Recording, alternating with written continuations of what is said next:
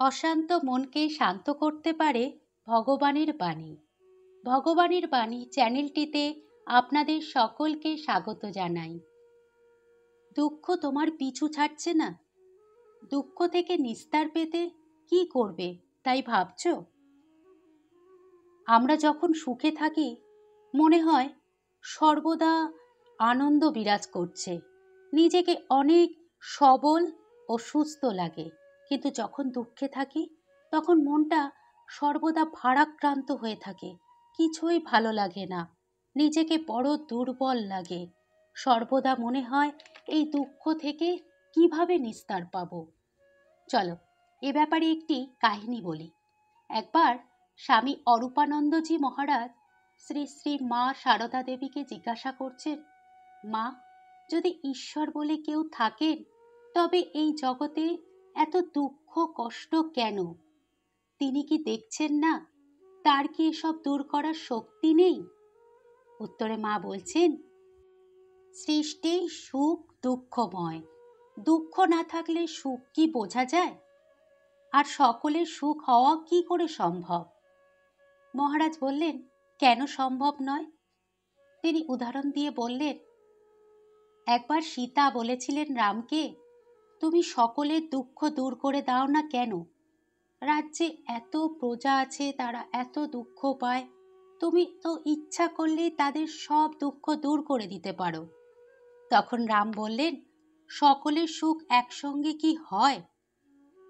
তখন সীতা বললেন, না, তুমি ইচ্ছা করলেই হয়, যার যা অভাব হয় রাজভাণ্ডার থেকে দিয়ে দাও।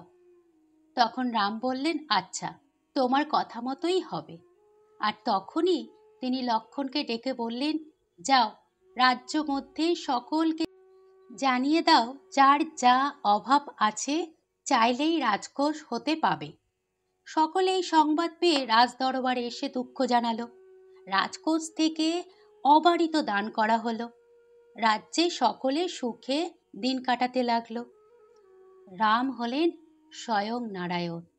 তার এমনি মায়া যে শীঘ্র যে দালানে রাম সীতা থাকতেন তার ছাদ ফেটে জল পড়তে লাগলো। মেরামতির জন্য লোকজন ডাকতে পাঠানো হলো। কোথায় লোকজন? কুলি মজুর কি আর আছে? রাজ্য মধ্যে কুলি মজুরের অভাবে প্রজাদের ঘর দরজা কাজকর্ম সব নষ্ট হতে চলেছে। এ কথা প্রজারা সকলে এসে রাজাকে জানালো।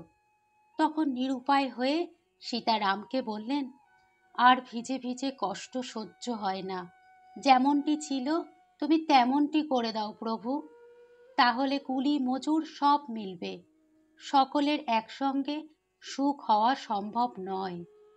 রাম বললেন, তথাস্তু। তখন দেখতে দেখতে সব পূর্বের মতো হয়ে গেল, কুলি মজুর মিস্ত্রি সব মিলল। সীতা বললেন, ঠাকুর, এ সৃষ্টি তোমারই, তোমার অদ্ভুত খেলা। এই পৌরাণিক গল্পটি হলো আমাদের একটি শিক্ষা।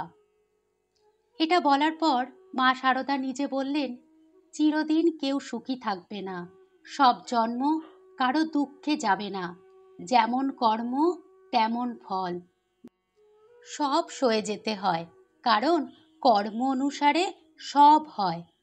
আবার কর্মের দ্বারা কর্মের খণ্ডন হয়, অর্থাৎ তিনি বলতে চাইলেন, তুমি একটা সৎকার্য করলে, তাতে তোমার সব পাপ কেটে গেল, এটা যদি তুমি ভাবো তাহলে ভুল।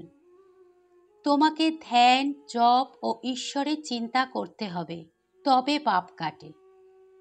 এখন প্রশ্ন হলো, তুমি দুঃখ থেকে কিভাবে নিস্তার পাবে? এই প্রশ্নের তুমি কি উত্তর পেলে? পেয়ে গেছো? একটু ভেবে দেখো মা সারদা কি বললেন। আমি আরেকটু ভালো করে বলে দিই। সারদা মায়ের কথা অনুযায়ী প্রতিদিন যদি সৎ কর্ম করো, ধ্যান জপ ও ঈশ্বরের চিন্তা করো, সৎসঙ্গে মেশো, সর্বদা ভালো হতে চেষ্টা করো, দেখবে দুঃখ থেকে নিস্তার পাবে, মনে শান্তি আসবেই আসবে। আমার চ্যানেলটি যদি আপনাদের ভালো লেগে থাকে তাহলে লাইক, কমেন্ট ও সাবস্ক্রাইব করবেন প্লিজ। Thank you.